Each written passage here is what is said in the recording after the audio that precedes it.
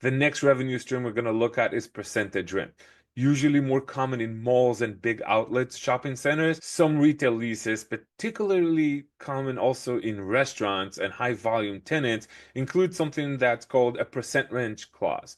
What does that mean? It means that the tenant pays a percentage of their gross sales once they reach a certain threshold. For example, I have a restaurant in my shopping center. It's a high volume restaurant.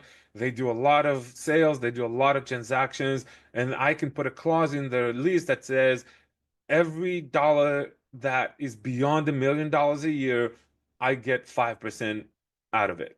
That is a great way to add income to your shopping center, especially if your shopping center is a very attractive in terms of location, traffic, and so on, and that restaurant really wants to be there, then you can put that in the clause.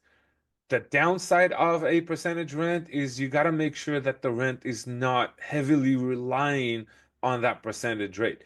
If the market rate in that area is $40 per square foot and the rent is $20 and you get a high percentage, it's a gamble, it's a risk. You can't assume that this restaurant or this tenant is going to be outperforming the market all the time, that they're going to be great performers all the time, because economies might shift, there might be a downturns, people opinions and trends are changing. What could be a hot restaurant today could be a dead thing tomorrow just because the trends have changed.